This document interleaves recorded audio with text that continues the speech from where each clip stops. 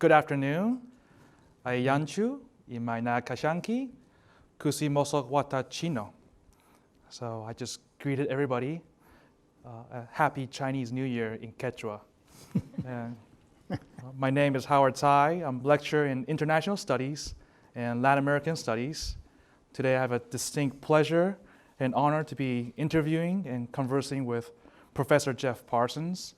Let me just tell you a little bit about the genesis of this event. One day before the holiday break, I was walking on campus and I ran into Jeff. So I went to the office to have a little chat with Jeff, and we were there reminiscing and remembering our times doing fieldwork, telling anecdotes and stories about doing archaeological investigation in Peru for me and Mexico and Peru for Jeff. And then he showed me this book that was recently published featuring various beautiful black and white photos of Mexico and Peru. And some of these photos go back 50, 60 years. Almost 60. 60.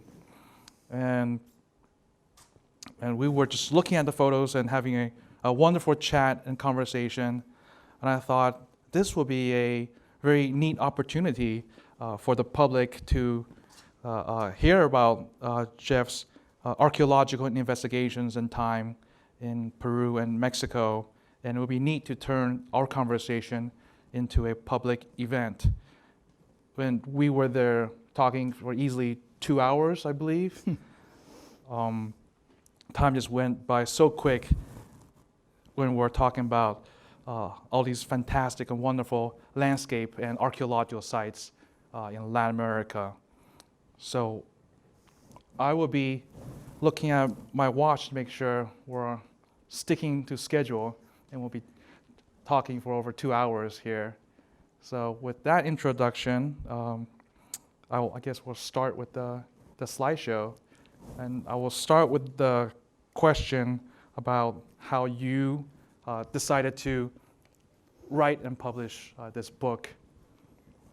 Okay. Well, I retired from being an active member of the anthropology and museum faculties in 2006. And at that time, I started this big scanning project in which I knew I had a lot of black and white negatives and some color slides that I had taken over the years. So I sat down and had access to a good scanner, and I began scanning them. And by the time I finished about 5 years later with most of that, I realized I had about 11,000 images. And I had occasion, of course, to see them all on a computer screen, which in many cases were better than looking at them in very small publications and the very small prints that we had. And I thought, well, gosh, this is stuff 50 years old and more or less, and a lot of these places have really changed a lot, and some of not only the landscapes and sites, but lifeways of people in these regions that I had worked in Mexico and in Peru, had changed to such an extent that I realized that what I had was 10,000, 11,000 sort of historical images. And so I figured, well, maybe some of the members of the field crews and my fellow colleagues in the museum and department and some other places might be interested in seeing this, kind of walking down memory lane with me a bit on this.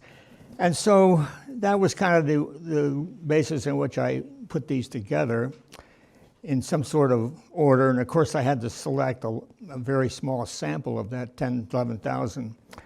And I finally got it down with the help of some editorial assistants to about 500 or so. And Mike Gallaty, the museum director, thought it might be a good idea to publish this in a museum publication. And so that's how it came about, and has brought us to this book that we have before us. Yeah. And I really was somewhat surprised that it would have any appeal beyond a relatively small group. And I was originally planning just to self-publish it in some fashion. But then Mike Gality convinced me to go ahead with the museum publication, and I don't regret that. Well, let us start with the first picture.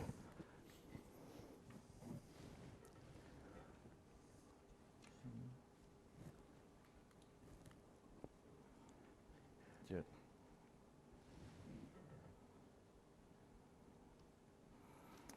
And this is the image on the cover of the book. Yeah. We took this image, this is a pose shot. Mary and I were out in the field. Oh, by the way, Mary's back there who worked with me in almost all of these projects, field projects. There she is, and there next to her is John Speth, who was a member of our 1966 field crew. So it just goes to show people can survive this. Yeah. Anyway, we were out one day together. We usually were not together because we were working in separate teams. She had a team and I had a team. And but this was late in the season, and we were out by ourselves. The students had left. So I thought we ought to get a picture clearly showing our field technique and how we recorded information and so on. And we happened to be in a place that had that magnificent backdrop of the snow-capped volcano in the southeast corner of the Valley of Mexico, which you see behind you.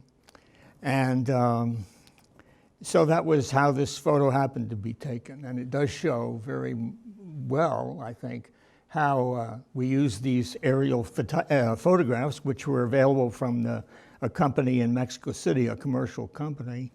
And we had them enlarged to a nice working scale of 1 to 5,000. And we figured out a way, Mary figured out a way to attach them to these plywood boards such that they wouldn't curl up on us and wouldn't get discombobulated too much. And so this was how we did all the field work, especially in the Valley of Mexico, where we had these good air photographs. Not quite so good in Peru, but similar sort of technique down there. And even on these hot, dusty days, in those earlier years, before the smog took over completely in the Valley of Mexico, we could almost every day, not every day, but often see these snow-capped volcanoes, which were an uplifting sight. And kind of, you look over there and see those snow-capped peaks and kind of cooled you off a little bit. Mm-hmm. And this is all done in the pre-GPS days. Very much so, yes. Yeah, we had, those air photos were very good because you can get a sense that this terrain is ideal for this. You could see on the photographs at this scale every big tree and clump of trees and the roads and the field borders and so on. It was very easy to figure out where you were, even without a GPS device.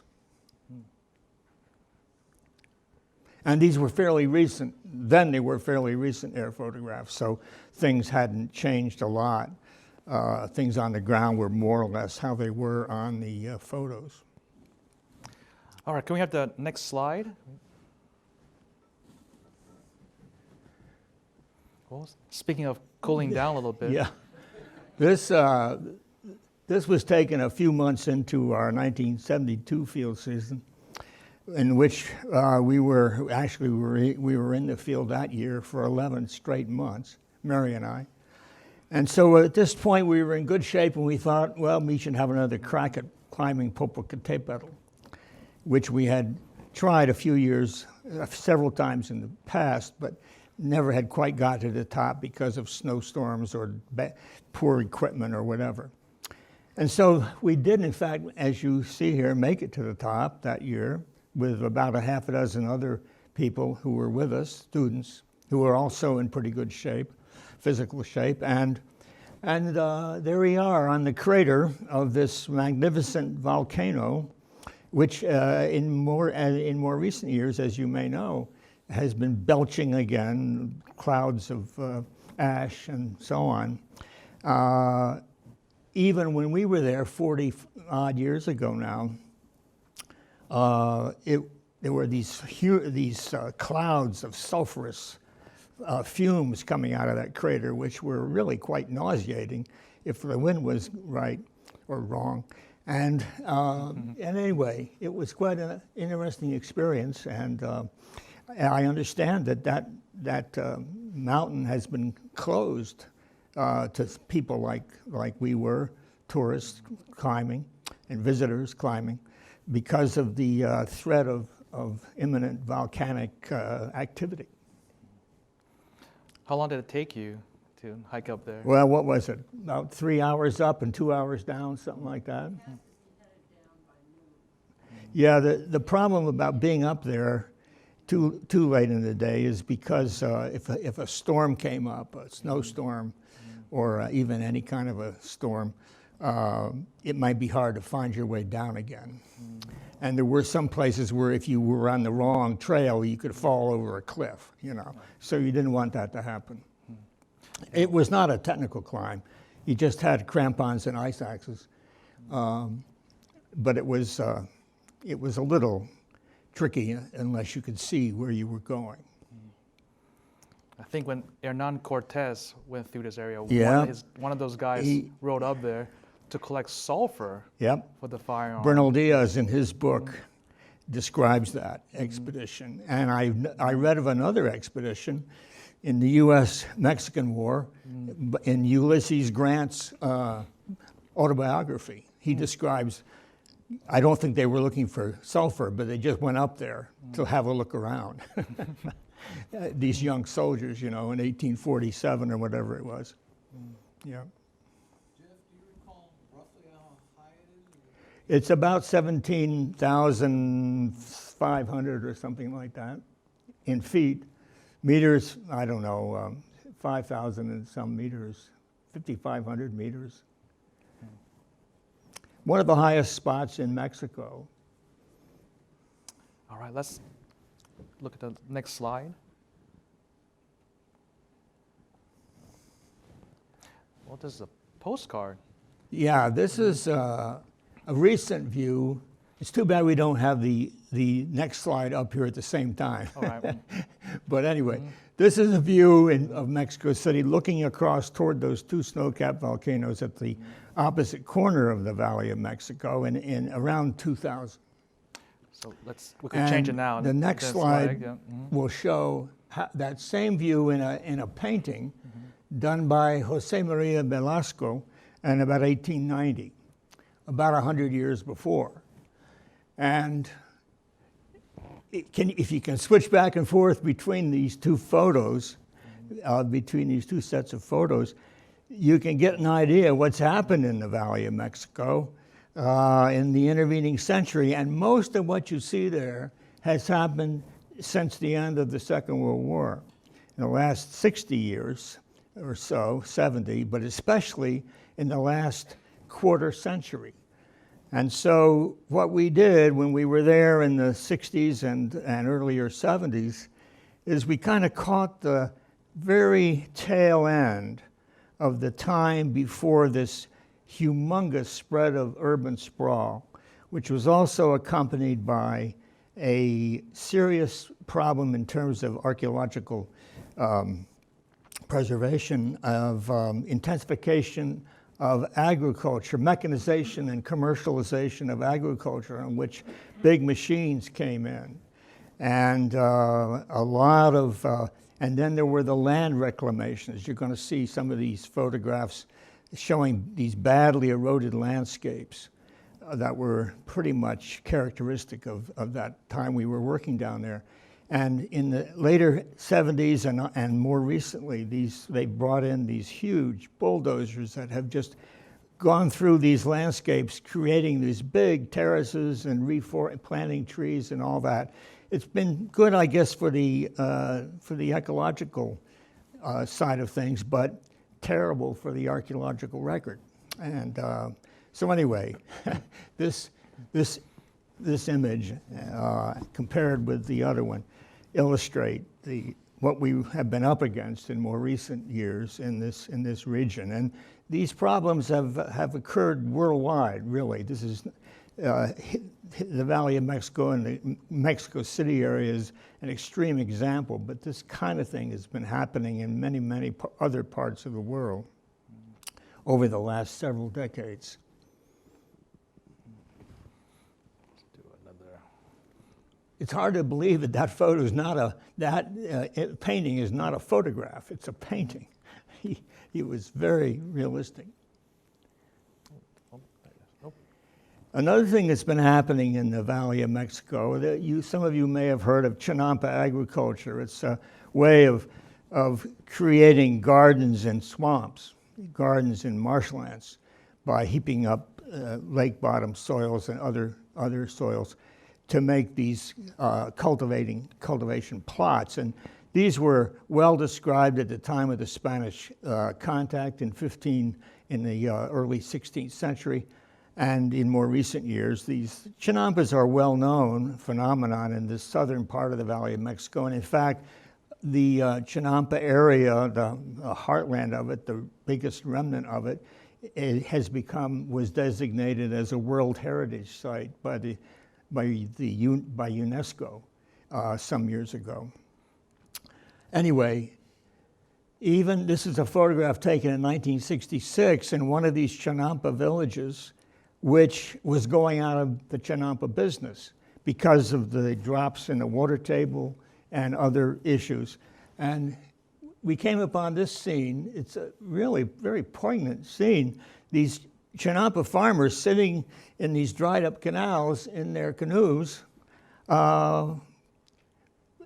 without any chinampas. Well, you can see where those slightly raised beds in the area. You can see where the chinampas were fed, and the humidity, and there was water all around them, and they were very productive. And now, of course, in the last 50-odd years since this photograph was taken, there's been even more of this happening. That combined with urban sprawl, which this land is right at the edge of Mexico City, and so, it's almost an overwhelming pressure on this landscape for people to live there and work there, and in industrial and commercial operations. And so this World Heritage designation in the other parts of the Chinampa area is now threatened, and the United Nations is now thinking about withdrawing that designation. So it's not something that I've been happy about, obviously, but it's happening. So what were they growing in the fields? Well, all kinds of things, subsistence crops, maize, beans, squash, and amaranth, and also a lot of flowers, which had a big commercial market, and still do in some cases. And now, because the surviving Chinampas, because of the water and air pollution in the area, don't raise almost exclusively flowers rather than stuff you eat. Because I've talked to some of these farmers, and they're worried about the tainted, food that they're producing. And so at least you don't eat flowers, at least not usually. There's John Speth in 1966. He looks familiar. One of the things that you find a lot of in the archaeological record on the surface and in excavations are obsidian tools or fragments of these tools, or chippage left over from repairing and making tools. And there's one very big, or two very big obsidian sources, geological outcrops, or where this obsidian comes close to the surface anyway. And we're visiting, John and a bunch of us were visiting one of these places near Pachuca, just at the northern edge of the Valley of Mexico. And this is one of the shafts that you can still find in this quarrying area. And some of these shafts go down 20, 30, 40 feet. I don't believe John went down into that very far, but I didn't encourage him to do that. But anyway, in later years, some Mexican archaeologists did come and do some maps of this. And this same site was visited by an American anthropologist, William H. Holmes, in 1899. And he described this in an article he published in American Anthropologist in 1900. And so we knew about this, and we finally found where Holmes had visited. And so this is part of that trip.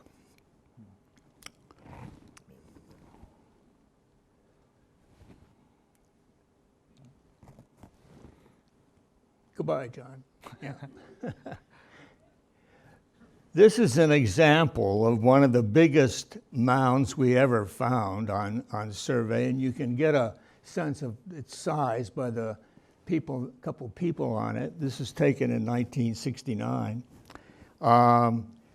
This is a large Adobe mound, and you can see, what is that? Maybe 20, 30 feet high, and it has been reduced around the edges of it gradually.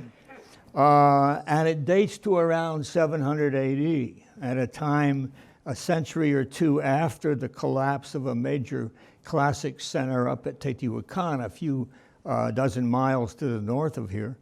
And a lot of sites after that collapse of that huge urban center in about AD 600, or a little earlier, a lot of these biggish sites, not as big as Teotihuacan, but sprang up all over the Valley of Mexico, and this is one of them.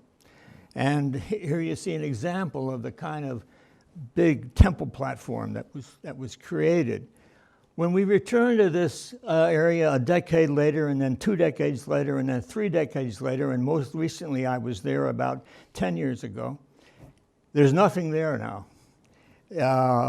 The area is completely urbanized, but even before the urbanization came in, people had come in and dug away that mound as they had been starting to do here in 1969, to get fill for different kinds of purposes, modern construction purposes. So here's a mound that was very visible in 1969, barely visible in 1989, and completely gone. You wouldn't even know it had ever existed now. Yeah. Is looting also an incentive? Would there be valuable archaeological objects in these mounds? This particular mound might have had some, but mostly these mounds, like this one, are solid fill. Either adobe, as you see here, or rock rubble. And I don't know of any that really contain very much in the way of burials or internal features of any kind. Okay. Cool.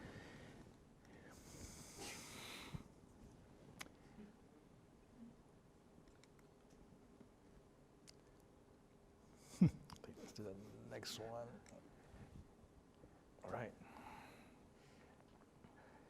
Yeah, this shows about 80% of what we were recording on the ground surface, both here and in Peru, were concentrations of surface pottery and lithic artifacts of various kinds. Right here, you wouldn't necessarily think that there's much there, but if you walk over it, the stuff pops out at you. There's sherds and chunks of obsidian and pieces of obsidian and other fragments of stucco flooring sometimes. And in some cases, not here, but in some cases there's either a slight mounding or sometimes a more pronounced mounding that you can tell very clearly where these sites are. We don't always know what they represent. We've assumed that they're sort of residential, parts of residential settlements.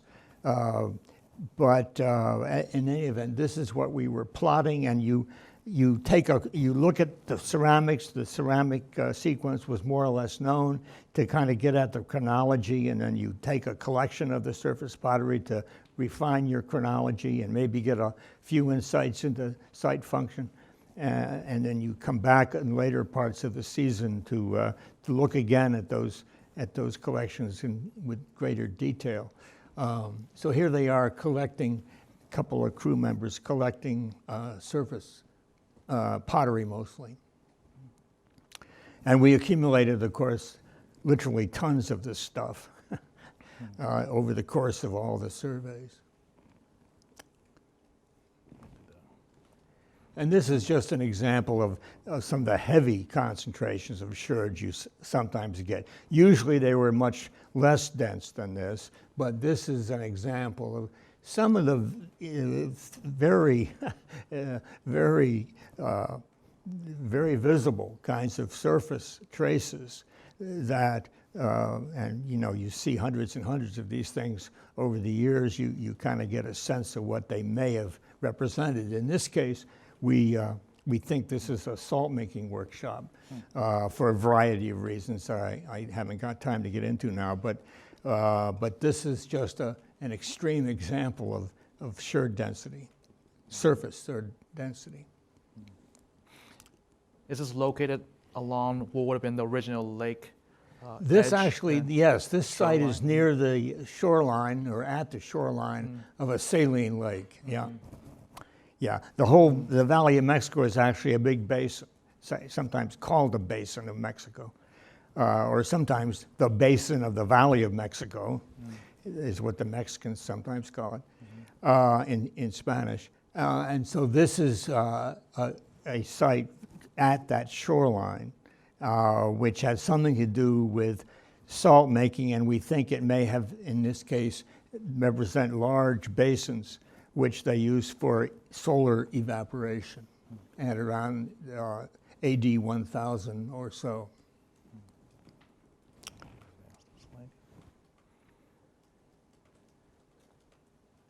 This, of course, is not a photograph, but a drawing done by one of our crew members, Naomi Miller, who went on to do a lot more work in archaeology in the Near East in the later years. But she also drew a number of sketches like this one for us, and this one illustrates nicely how we made these surface collections, and something about the landscapes and so on. Depending on how dense the sherds were, we tried to collect 100 or so sherds from all these collection areas, and I would estimate a size that would produce that many, and you can see. Can I have the green one? Yeah. Oh. Whoa! All of a sudden, here you have to back up on me. Okay, yeah. There you go. Yeah. Anyway, there's a tree, there's a shoulder bag in the air photo, there's a stone that she's sitting on, and then there's somebody else's shoulder bag over there. And this kind of delineates the area that we judged would be an appropriate sized area to collect these sherds. And her drawings, although they're just simple pencil drawings, are very realistic. This is obviously me, this is Ellen Messer, and this is Mike Whalen. I mean, they're recognizable to people who know them. Oops, sorry. One of the things about archaeological fieldwork in remote places is what the heck do you do with little kids if you have any? And when we went down to Peru in 1975, our daughter was only a few months old, and we wondered what we were going to do with her. Were we going to take her? Were we going to leave her at home with her mother? I didn't want to do that. Mary didn't want to do that. We didn't ask Gaffy how she felt about it. But anyway, this is Mary and our 6-month-old, roughly, daughter, 7 months maybe by this time, visiting an Inca site near the town of Jauja up in the province, Department of Junin in the central Andes, central highlands of Peru. And this is the contents, you can't really fully appreciate this, but it's the contents of a Inca storage structure called a colca, which modern farmers had been clearing away to extend their agricultural fields in this area.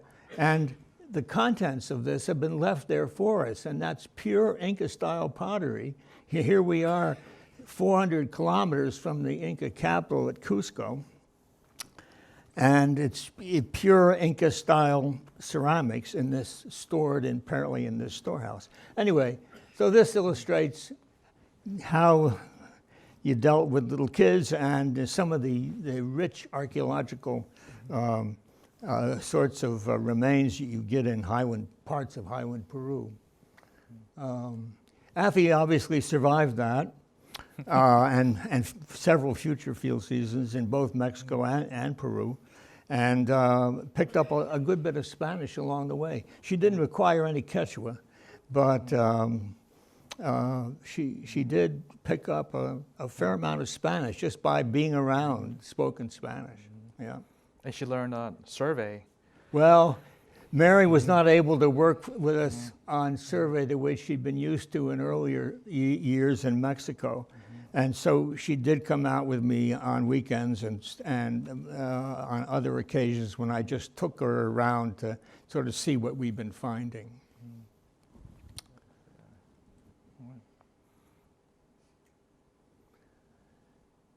Yeah, this is one of the local markets in Mexico that we use to supply ourselves with all kinds of, in most cases, these beautiful fresh citrus fruits that came up from the Gulf Coast every so often, frequently. And we had a nice little, in this particular year, this is 1973, we had a nice little bungalow that we lived in. It had a kitchen and a refrigerator and a little stove and so on that we did a lot of our own cooking at. And we would, this market was a few miles from that place, and we took advantage of it to stock up on these wonderful tangerines and oranges and bananas and whatever else, vegetables too, yeah.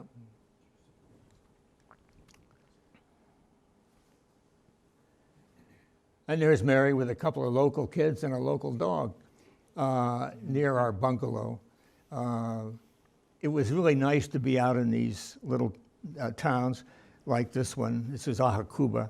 It had a bunch of hot springs that came to the ground surface, and they had these little swimming pools and other places where these weekend balnearios or spas were set up, and we lived at one of those places. A very nice place to live, and we interacted a lot with local people who ran stores and so on, and who sold us freshly slaughtered chickens from time to time, for example, and even got to know some of the local fauna, like these dogs and a few pigs and burros.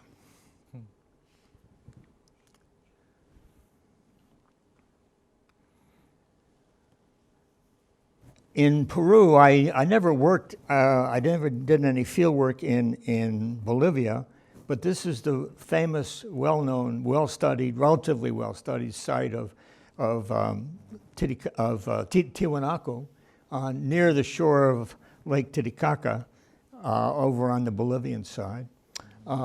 This was a 1966 photo that I took when I was down there, and I spent several days out here trying to figure out whether this was an ancient urban center or just a big ceremonial center. Both those ideas have been put forward, and I walked around, looked around, and decided, without beating around the bush here, that it was an urban center, which it later proved to be, as other archaeologists did more intensive work.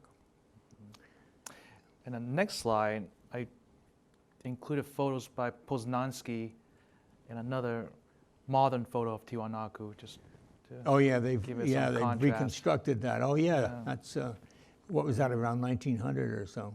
Early 1900s. Yeah. So to the left, you can see the Tiwanaku Church.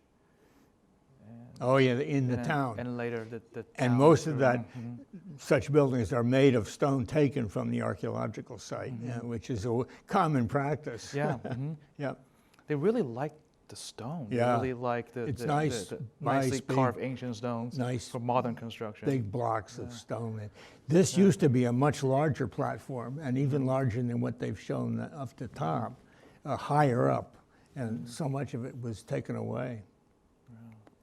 It's in- really interesting to see what remained after 1,000 years, right? Yeah. It's these sort of the standing. Yeah, this site dates Stone, to around yeah.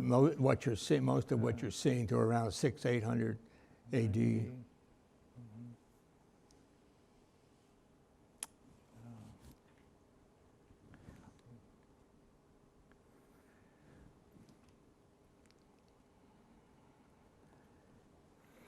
This, So I put in my picture of a 3-meter pit that we dug. yeah, these, makes me shudder every time I look at that picture on the left. That's me at the bottom of a pit that's about, I don't know, 5 meters deep.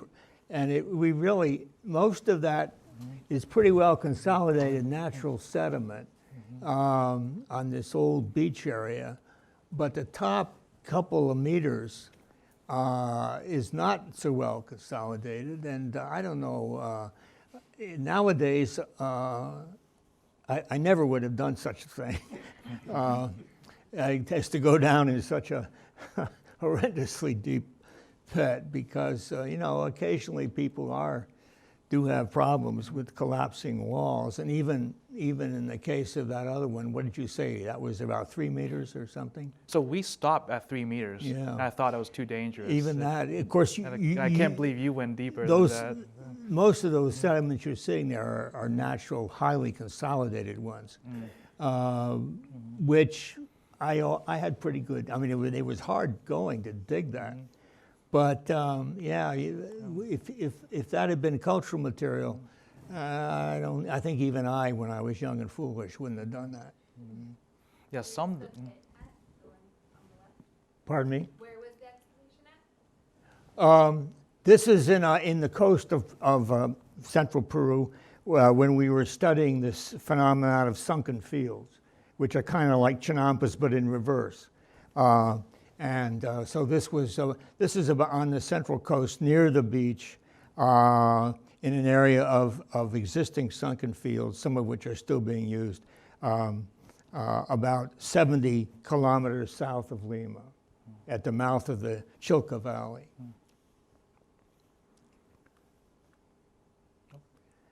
And here's we went up and down the Peruvian coast that year. This is a photograph taken in 1969 or 70. We found one guy, a fisherman, who was in fact digging a sunken field in the sunken field area, in an old sunken field area, to create a pond. He went down as far as water table so that he could grow reeds in it to make these little fishing boats. And we know these fishing boats go back at least about 1,000 years, if not much more than that, in this part of the world along the Peruvian coast. But here's a guy actually digging one of these, which is really, and then he's got a windscreen set up there in the background made of reeds to keep drift soil, silt and sand from blowing in. Remarkable photo. I was fortunate to find this guy. If I'd had more time, I would have done one of these input-output things, and how much energy he was expending and so on. It was a remarkable feat. This is one of the largest sites in our survey area in the Upper Montaro Valley in Junin Department of Highland, Peru. A site that dates 1213, 1400 AD. Astonishing preservation of these, I forget how many hectares, 70, 80, 90, 100 hectares, a couple hundred acres worth of this stuff. Circular residential structures and storage buildings and a lot of other household sorts of structures are all at some tombs and so on. Just a remarkable urban center associated with what we call the Huanca polity of that time. Tim Earle later came back here and his crew and did a much more intensive study of not only this site but several others like it, and figured out a number of important things about their chronology and function. These are some of the biggest sites in highland Peru, and outside of Cusco and Tiwanaku and Huari and a few other really big sites. They're just remarkable. The challenges for surface survey in the Central Andean highlands is illustrated in this photograph. I mean, can you imagine walking around over the ground surface in this kind of topography? It was, even when we were young and energetic, we were in our 20s and 30s at this time, they were highly challenging. And this particular niche zone is very important, turned out to be.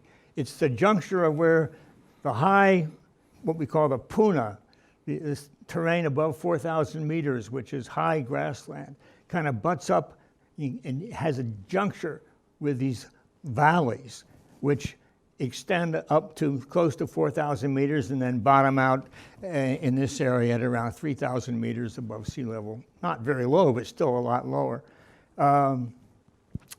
And this is the juncture where those two zones come together. And it was so difficult to work here that we tended to avoid it as much as we could, but we did capture enough of it, about a 5 or 8 kilometer stretch of it, to realize that the very largest sites in our entire survey area were precisely here. Let me have for example, one right there, there's another one right there, another one somewhere along that ridge. These are the very large, they're not big sites. I mean, they're not hundreds of hectares, but they are the largest sites in our entire survey area for that period of time, which is around AD 12, 1400.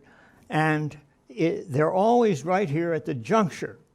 I mean, look at that terrain. It's not good for anything locally. I mean, it's not good for herding, for pastoral, these domestic camelids. I mean, and certainly it's not very good for agriculture.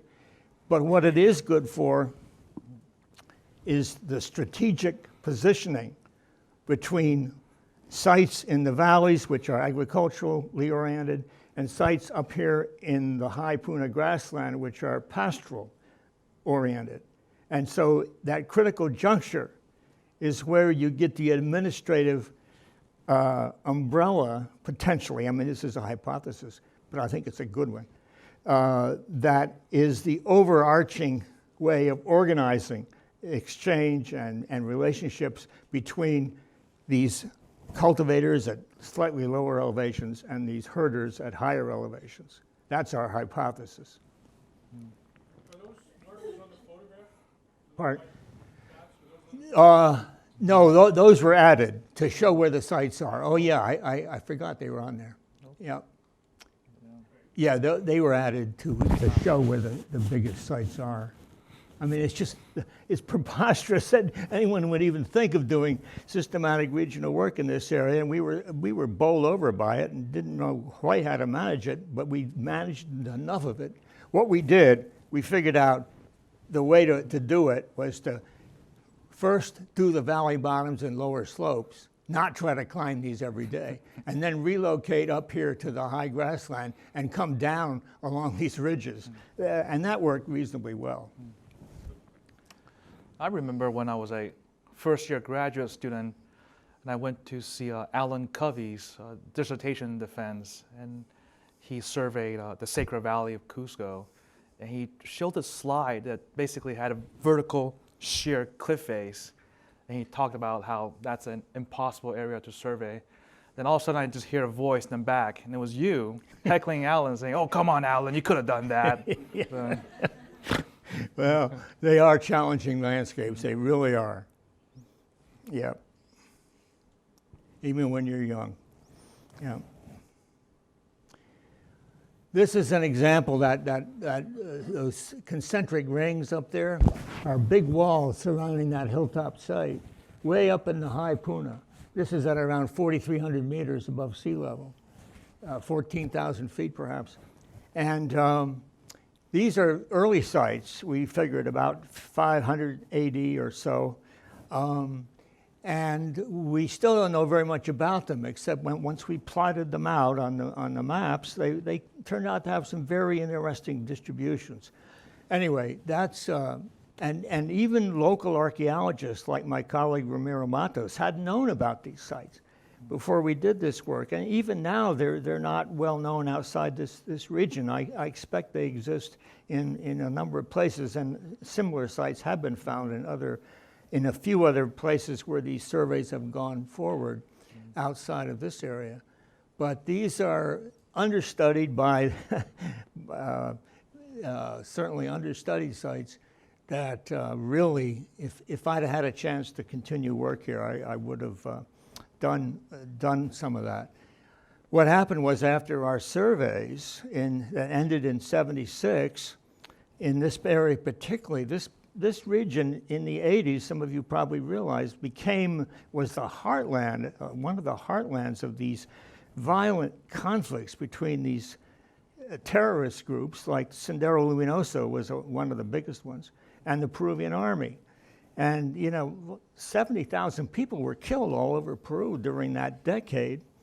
And so we just couldn't work here anymore. And then by the time things had settled down after the mid-90s, well, I was too old to do it. I just couldn't handle the altitude anymore. So anyway, we never did have a chance to get back here properly, although I made a visit in 2002 and realized I couldn't handle it, although I survived.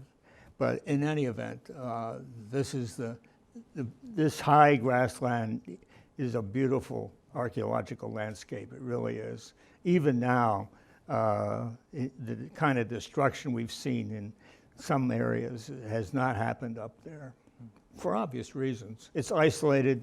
No one wants to go up there. There's no resources except this pastoral terrain. So a lot of these places remain intact, much as they were half century ago.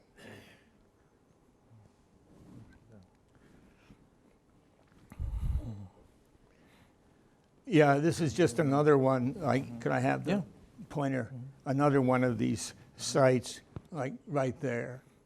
I mean, you can sort of see the terracing and so on that site. And this is another one of these sites at that juncture that I was talking about.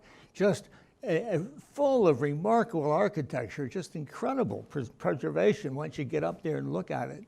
And very few of these sites were really known about except by local people who wandered around there herding their animals and so on.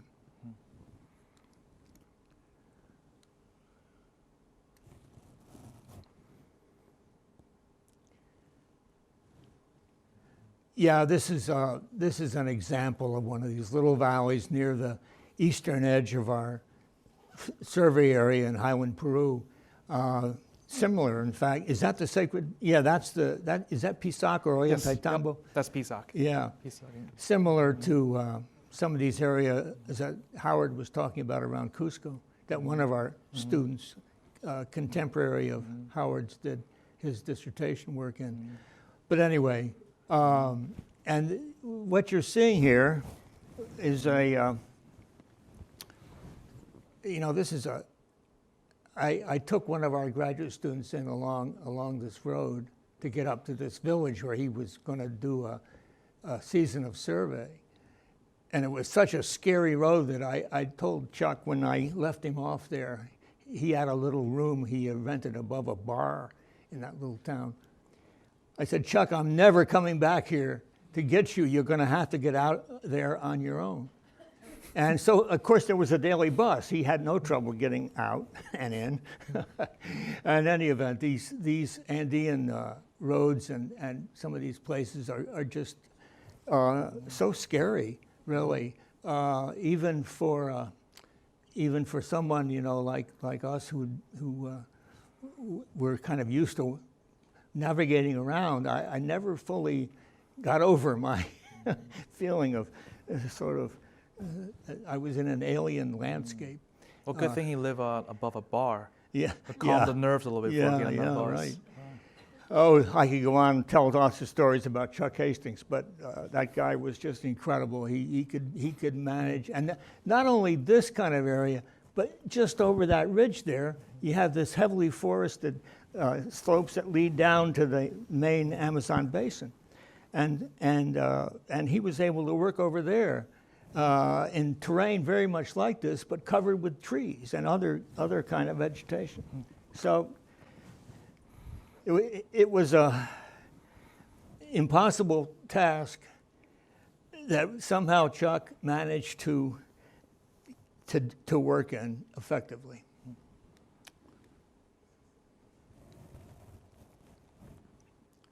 Yeah, this is an example of some of this well-preserved architecture and some of these highland Peruvian sites. And this is a very unusual site because virtually all these structures that you're seeing here, is there a human being in there for scale? Oh yeah, there's Paul Liftman standing for scale there. So there, he's about 6 feet tall. These are all these multi-storied rectangular buildings that we think are storehouses. And almost every structure in this particular site was of such a type. We estimate these structures date to around AD 1300 mostly. And in almost every sort of residential site, we find most of the structures are round, and then there are a few of these rectangular ones. But here is a huge concentration, I forget how many structures there are, 50 or 60 of them, a kind of a mega, if we're right about their function, a mega storage facility in this interesting sort of up here at the in the lower edge of the High Puna, once again, close to the juncture of the Puna and these Quechua, what they call Quechua valleys.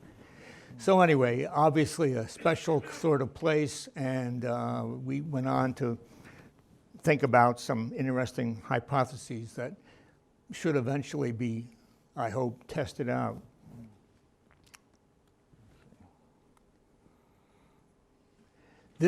That kind of architectural preservation, I might add, was a big problem for us because in Mexico, earlier work in Mexico, we never had to deal with that kind of preservation.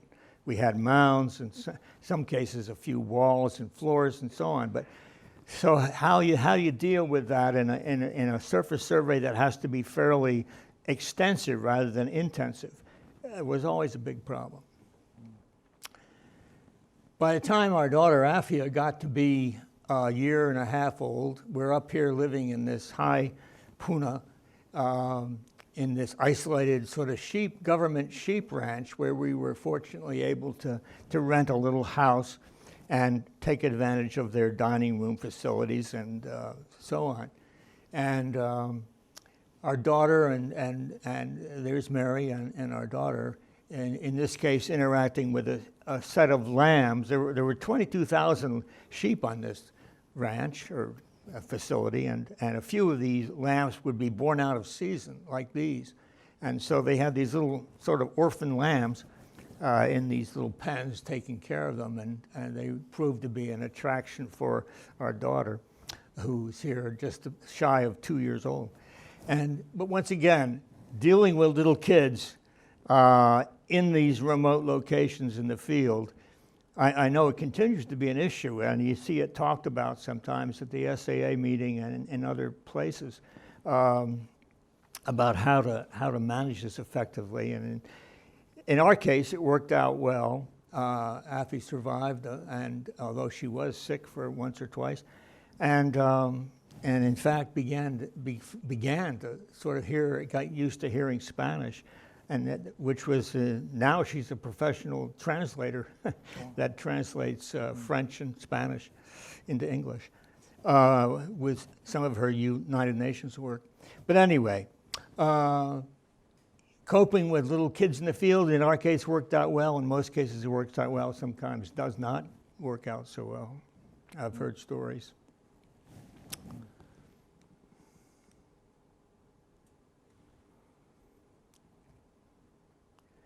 And there, this is the back of our pickup truck. And after he's looking out again next to an article in the newspaper that came out after we developed a kind of a public relations campaign, because one of our survey crews, which included me, were attacked, physically attacked by people not too far from a big town. And it was kind of a tense few minutes there, tense half hour, in which I wasn't sure, as I told Mary later, whether our daughter would ever know her father, because I wasn't sure we were going to get out of it in one piece. In any event, after this happened, I mean, I could go into this, I don't want to get too bogged down in it, but we mounted a public relations campaign. We had radio announcements and interviews on the radios. We went and interviewed and talked to groups of school kids, and then we had these articles in the local newspaper. Archaeologists study the roots of the Huanca Nation. This was a newspaper published in the biggest town in the area, Huancayo, and was intended, I don't know how much influence it had, but it was intended to help spread the word about us, that we were not these supernatural beings that preyed on local people called pistacos, but rather something less harmful. So anyway, this photo illustrates both that public relations campaign, the problem that created it, and then how our daughter fitted into all this. Yeah.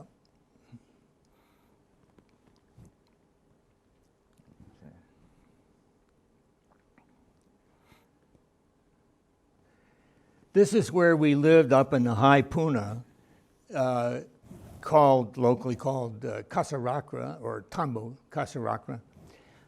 It's a set of these cinder block buildings, as you see here. This is the core of this government sheep ranch. And we rented one of those structures. I believe that one. And then this larger building over here was a room where the administrator lived and where there was a dining room that we used. And as you see here, it's, sort of an isolated place, not too far from the main road, although there were very light traffic on that. And we were lucky to be able to find it. It was a very congenial place to live. It was cold. It's all get out. And there was no heating or anything. One day I recorded the temperatures here, and one day we had a temperature range of 50 degrees, 10 degrees at night and 60 degrees in the middle of the day. So anyway, it was a challenging place to be, lots of stormy weather, hail and snow, even though this was not usually the case. But anyway, a challenging place to live, but one that proved effective for working in this high area and working, as I said a minute ago, from the top down, as we went from here high up on this tableland down along these tops of the long ridges that extended much farther to the north and east. So we didn't have to climb up from down below. So the next slide shows some fortification built because of the Shining Path episode. I came through here with my Peruvian colleague Ramiro Matos in 1997, which was 20 odd years afterwards. And this was following the 1980s and early 90s, when this was a battleground between Sendero Luminoso terrorists and the Peruvian army.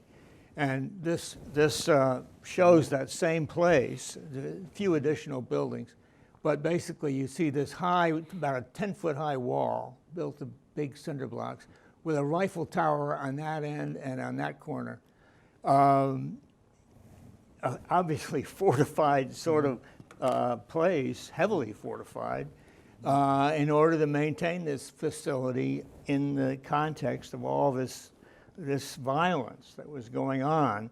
And of course, this was an area that even my Peruvian colleague, who kept working up here in different, not on our project, but in other projects, he would relocate every night to a different place to sleep. He knew a lot of local people up here, so that he wouldn't be kidnapped or murdered. I mean, this was, he finally gave it up, and now he works for the Smithsonian Institution. Anyway, once again, a big issue during 2 decades that we were not able to get back to this area.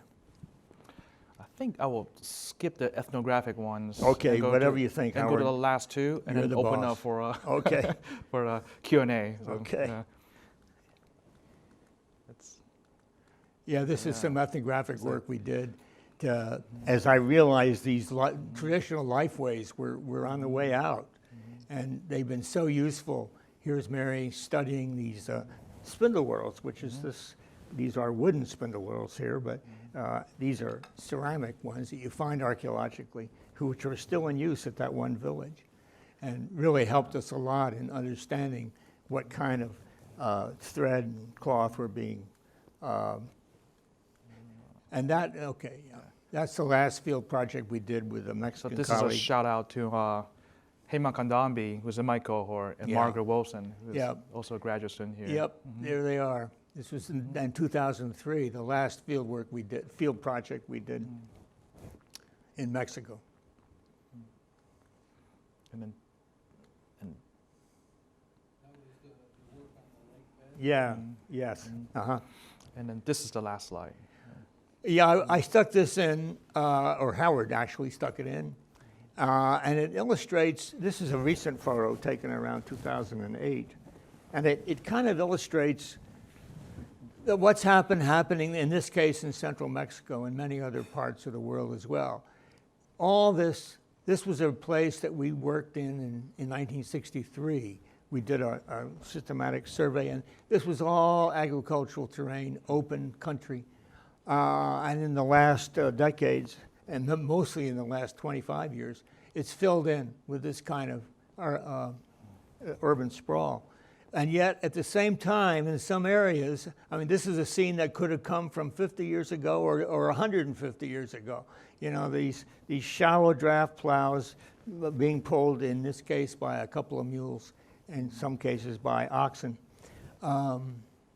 continue side by side here alongside the railroad track, an early 20th century feature, of course, in this area. So this juxtaposition, you get these interesting juxtapositions of the traditional and these radically changed landscapes in very close juxtaposition. That is illustrates something of, in this case, changing Mexican lifeways and land use, and yet continuities in some of these activities. All right, let's open up to the question and answer from the audience. Please wait for the microphone because I can't we- guarantee any answers, but because we need it for the recording. So.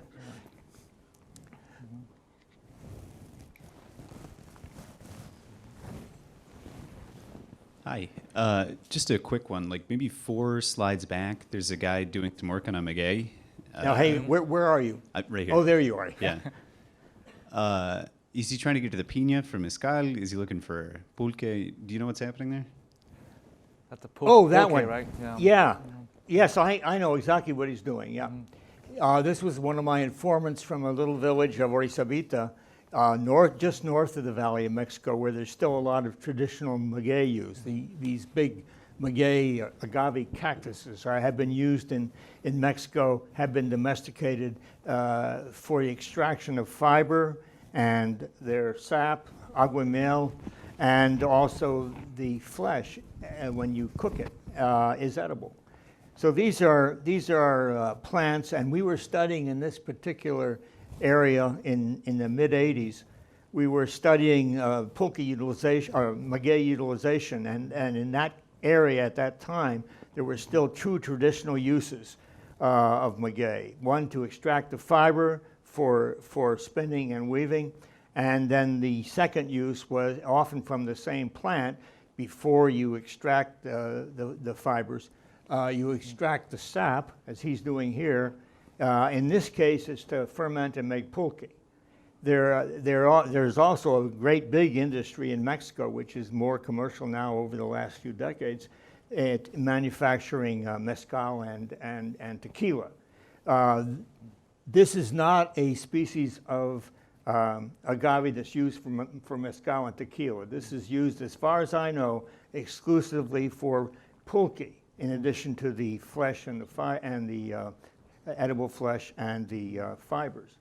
But he's scraping, and this guy is collecting the sap in that pigskin he's got on his back, and using that hollow gourd to suck it out of the cavity which the sap collects in down. You can't see it, but it's down here. In that other photo, you could see how he was scraping the sides. Can you go, can I go back? Yeah, why don't you try to get back there? You can see see him scraping out the interior of that cavity, which you do after you collect the, twice daily they collect 3, 4, 5, 6 liters of the sap that accumulates in there over several hours, and then scrape the lining, the tissue. You scrape the outer layer of that tissue away to facilitate the flow of sap into that cavity, which and then next day or in the afternoon, you come back and collect the sap again. So anyway, this is pulque making, not tequila or mezcal. Did you enjoy the taste of pulque? It's an acquired taste. I found one thing I did find is that there is good pulque and bad pulque. And bad pulque is something that I prefer not to even think about very much. But good pulque is palatable. And it's, as I say, you have to learn to like it, which I did to some extent. I don't know if Mary ever or agrees with that, but or I remember John tried some too. But in any event, it's in a half century ago, and even into the 80s in some places, it was a common beverage. And in fact, there are accounts from the 1940s, ethnographic studies from the 1940s, that indicate that in some places in rural Mexico, rural central Mexico, people had very little potable water, and they basically drank either unfermented agua miel from these maguey plants, or fermented, so it's kind of like a beer in terms of its potency, or this pulque, yeah. And so it's a simple fermentation process. It doesn't take long, apparently, for, well, I know, to turn agua miel, or the sugar water, as it's called, honey water, into pulque, yeah. And we know that pulque was a common beverage at the time of the Spanish contact in the 16th century, and when there's lots of historical documentation since that time, and plenty of archaeological evidence prior to the 16th century that extends that use of that back a long, long way in central Mexico. This pulque maguey can only be grown above about 2,000 meters elevation.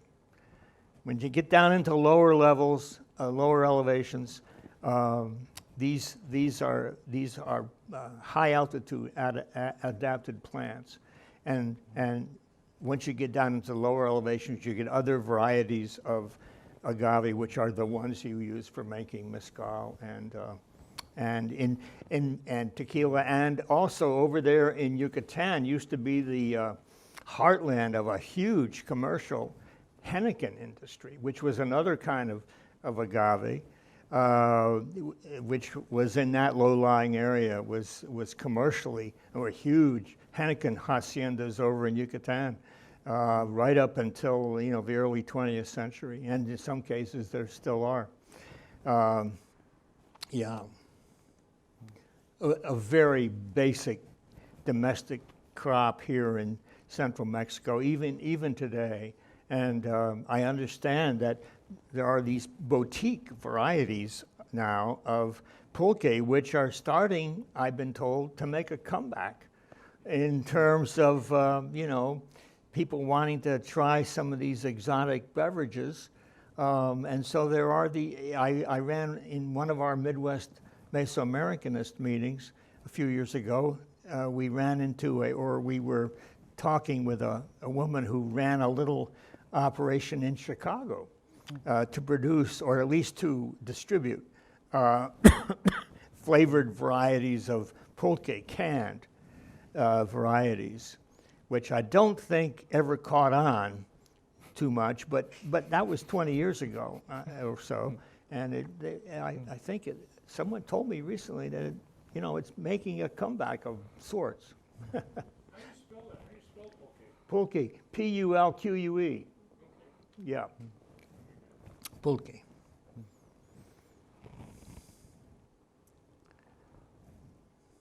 Nowadays, there still are some rather, no one advertises pulque.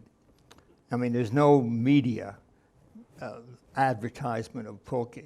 It's not known about in middle class and upper class Mexico or in other areas. But in these cheap bars in poorer parts of Mexico City, a lot of them, pulque is still consumed. But it's made in it's made in these in ways that's really quite nasty. You have a small core of real aguamiel, real pulque, and you add to that a ton of water and sugar, and you produce this beverage that they call pulque, but is something quite different, really, from legitimate pulque. And I would advise, steering clear of such a beverage, but I saw some of that, how it's being made, and so if you want to get good pulque still, you need to stay away from Mexico City and go out into some of these little towns and villages and try to get to know people who make their own and who consume it themselves.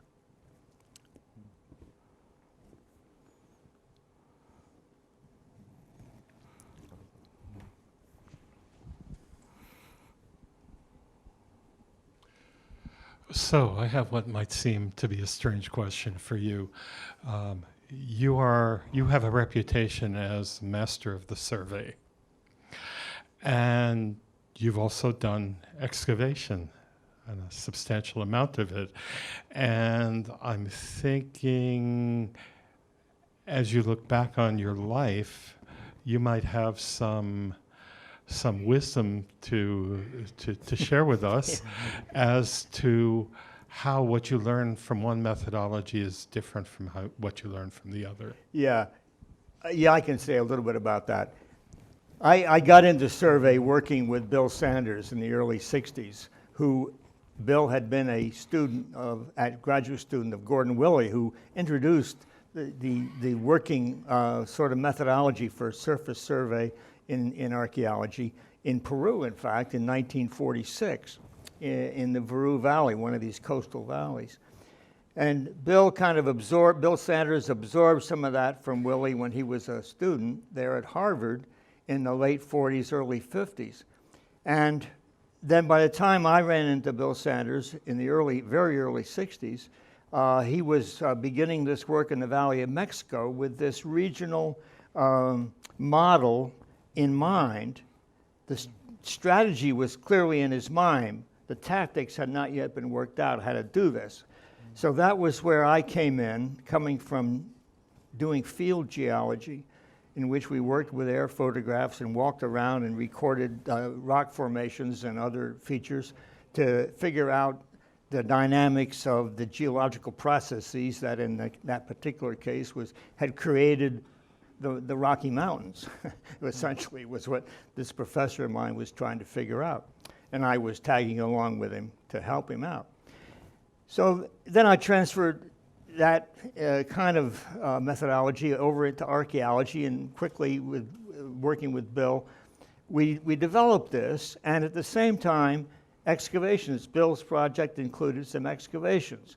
They were mainly to figure out, refine the ceramic chronology and a few other things, site function and so on. So I was used to working in those early years with both survey and excavation, and I alternated between the two. And then, as I came onto the faculty here at Michigan beginning in '66, I wanted to, continue that work, and the obvious thing to continue was these surveys around the rest of the Valley of Mexico, which we did in collaboration with a lot of students, and in some cases like Rich Blanton, who did his own surveys. And so I got into about a decade of doing pure survey, decade or more, but at the same time, I knew I didn't have any issue with the fact that survey and excavation were completely complementary. One needed the other. You needed the survey to figure out what the heck these sites have been doing and how they were configured over the landscape, and how those configurations changed over time. And then you needed the excavation component to figure out things about refining the chronology and understanding function better, among other things. And so they went hand in hand, and I just kept doing the survey and depended on other people to do most of the excavation, although not all. As you say, we did get involved, especially in Mexico, in some excavations, although we did some of that in Peru as well. So, in fact, the work I did in Mexico, the excavation work I did in Mexico in the early '80s, was very much linked to, had grown out of these surveys that we had done in the Chinampa area a decade or more before, and we had this big selection of sites from which to choose. And even though by that time a number of these sites had been destroyed by urbanization and other things, there were still a big sample of surviving sites. And so we picked out a sample for various reasons and went and did these tests. And then I became director of the museum and didn't have any time to go back for several years. And so then I got involved in these ethnographic studies while I was director, and I liked them so much that I just kept doing them because they were so relatively easy and cheap, and you got so much good information.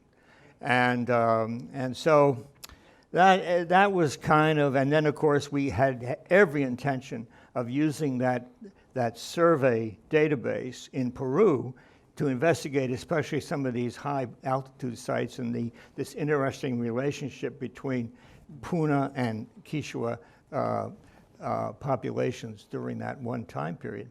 But then, all the violence came to Peru, and it became impossible to really go back there. And so, So that's how it kind of worked out. But they're completely complementary ways of investigating the past, prehistoric or archaeological past. And there's no conflict between them. One is not better than the other. They're both part of a toolkit that you have, archaeologists have. And in some ways, the work that Tim Earle did in another part of our Peruvian survey area, he came in, we had laid out all the sites and so on in this rather extensive area in the main Montaro Valley, a little bit farther south from the slides that most of the slides I was showing you. And then he went in with a bunch of questions posed on the basis of those site configurations and changing configurations, and went in, did a lot of more mapping and excavations and so on, And the combination of those two projects, our earlier survey and his subsequent series of intensive mapping and excavations, I mean, it's a perfect example of how these two modes of investigation can and should work together. Yeah. Unfortunately, that project too, although it continued up into the mid-'80s, it was getting very dicey there at the end, and they had to stop working there. I think their last season was '86. And even that was a little touchy, a little iffy by that time. Let's take last two questions. And I think Sergio has one. Could you tell us a little more about your surface surveys in Tiahuanaco, especially your relationship with Ponce San Ginés? Sergio, of course, for those of you who don't know him, has been working in Bolivia for a while. And I first met Sergio and his father and mother in Cusco back in my first trip to Peru in '66. I think you were still in high school then. I wasn't that much older myself. In any event, before I ever came to the Andes, I read a lot about Tiahuanaco and other big sites that had been studied to some extent before that time. I was preparing to teach a course in Andean prehistory. And there was a lot of literature about Tiahuanaco, this big site in Bolivia, of which we saw one or two slides. Can we go back a couple of slides? And anyway, on the one hand, there were a lot of literature that was arguing that Tiahuanaco was a ceremonial center with no urban, no significant residential population. And on the other hand, using pretty much the same information, can you go forward? Others had argued that it was an urban community. So I went down there in this sort of 2-month tour I did in preparation for teaching this course. I knew about Tiahuanaco, of course, everyone did, and I went down there in part to sort of answer the question, jeez,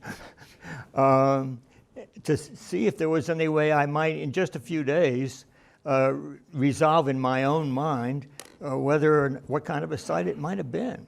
So anyway, I spent, I commuted up on a very crowded bus from the nearby capital city of La Paz, where I had a little hotel, and then I would get there usually by mid-morning and spend about 6 hours walking around, as we had been used to doing up in Mexico, and looking for stuff on the surface. And as I walked around, I kept seeing these expanses of sherd cover and so on.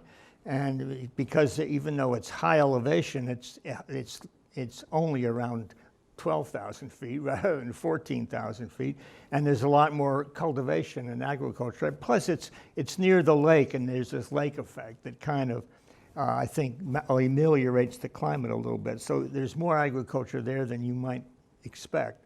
So there's a lot of plowed fields and material churning up from those plowed fields, much the same way that it had been in Mexico that I'd been used to seeing. And so I walked around and spent 3 or 4 days out there, several hours each day, and I kept seeing these ground surfaces with plenty of sherd cover and other mounding and so on, much as what I've been used to seeing in the ancient center of Teotihuacan up in Mexico, which was roughly contemporaneous with Tiahuanaco. It peaked a little earlier, but it was roughly same time. And so that's, then I was staying in La Paz, and I knew that Carlos Ponce, who was the main sort of mayordomo or jefe supremo of Bolivian archaeology at that time, and he had been for some years. And so he had his office and his main headquarters at I forget the name of that museum that there in La Paz, but it was the main archaeological museum. And so I went in there and introduced myself to him, and we had a little chat. And I think he figured I was, probably just an ordinary tourist, which in many ways I was. And then I published a little article a couple years later based on my impressions about whether or not Tiwanaku was an urban community. And originally I had intended to do a regional survey around one of these major Andean centers like Tiwanaku, like Huari, or like Chan Chan, similar to the surveys we've been doing in the Valley of Mexico around ancient Teotihuacan. So I, just at about the time I published that little article in American Antiquity, I wrote to Ponce outlining this plan I had to complement his excavations, of which he'd done quite a few in urban Tiwanaku in the 50s and 60s. And I, how naive was I then,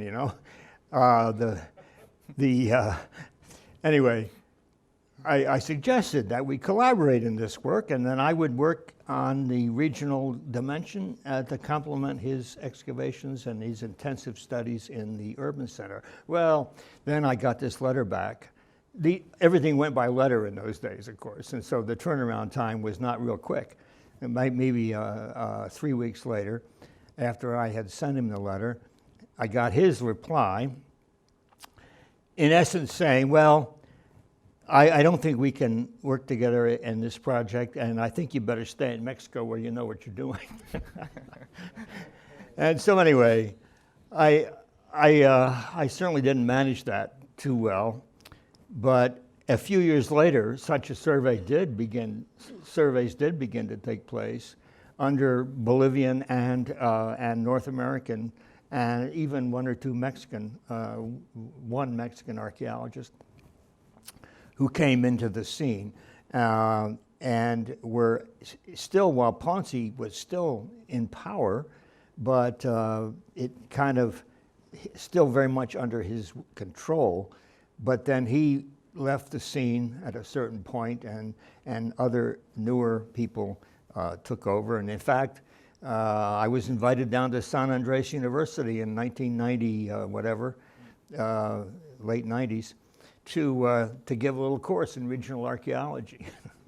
And so, but by the time, what was that, 30 years later, things had turned around a bit. And these wonderful young Bolivian students just, really did all this really first-rate regional work and other kinds of archaeological research with very few resources at their disposal. Some of the best of them, in fact, had day jobs. One of them ran a construction company by day. That was Carlos Lemus. And then, did in his spare time, did this really nice archaeology. And so, that was how I kind of interacted with the Bolivians and with Ponce at first, and later other people. And I got to know, I did in 99 or 97, I went down there and I taught that course and traveled around Bolivia a lot with several students and visited a number of places in Bolivia, some of which were Sonia, what's her name? Yeah, Alconini, who now teaches somewhere in Texas, was working then or planning to work at one of these sort of places in this eastern edge of the Bolivian Andes, which turned out to be a very interesting and very challenging sort of work, similar to what Chuck Hastings had done up in central Peru. And so I never really got back much to Peru except for those visits, to Bolivia.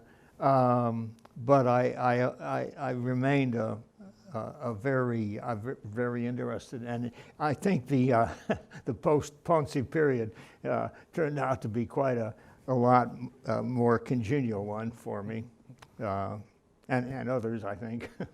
Yeah.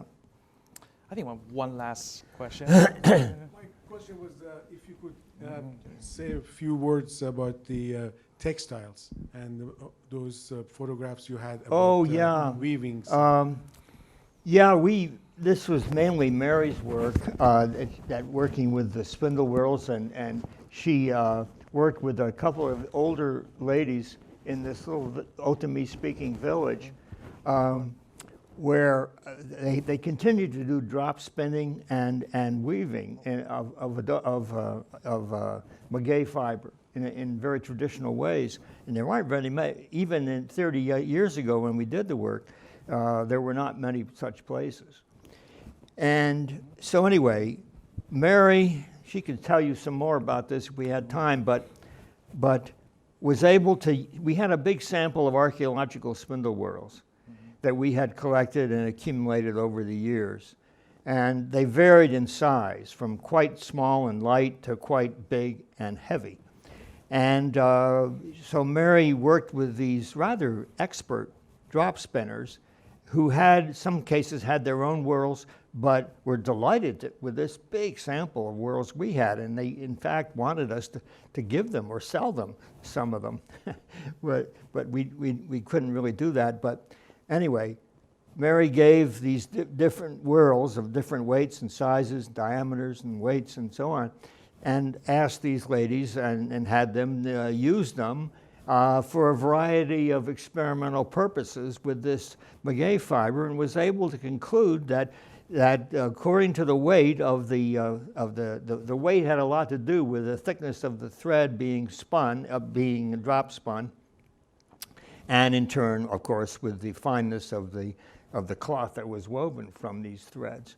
And she concluded that these light whorls, as you might suspect, were very light whorls were highly specialized for very fine fibers, and the very heavy whorls were specialized for very heavy fibers. And there were several intermediate weights and sizes that were very flexible in terms of whether or not you could produce fine or coarse or medium thread. And in some cases with kind of a generalized weight that you could make do, and other weights and sizes and forms of whorls were much more specialized. And so in using those data, if we had ever had access to controlled samples of spindle whorls, archaeological spindle whorls, we might have been able to say something about the degree to which the spinners and weavers had been specialized or not, or generalized in their production of maguey fiber and cloth. Because in highland Mexico, you're above the altitude in which cotton can be grown. There was cotton in Mexico, pre-Hispanically, in indigenous cotton, but it could not be grown much above about 1600 meters above sea level. And most of that Valley of Mexico and that high tableland of central Mexico is well above 2,000 meters. So all the cloth that common people were using, or most of it, was made out of maguey fiber. And cotton was around, and it's listed in the tribute lists that came to be written down in the, or annotated down, drawn down in some cases, in the early 16th century.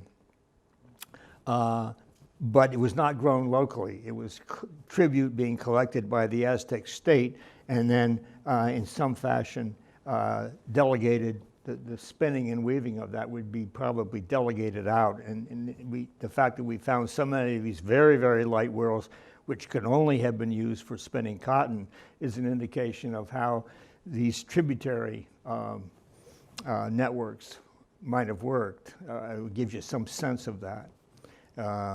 We still haven't, got to the point where there's been enough good samples of archaeological spindle whorls collected with these questions in mind, or analyzed with these questions in mind. But some of the work that Mary and I were able to do 30 years ago, I think, has been, useful in that effort. Well, thank you so much, Jeff. And we have copies of Professor Parsons' book on sale outside. And, I apologize for the price. So, thank you, Jeff. Thanks, everybody. Have a good evening.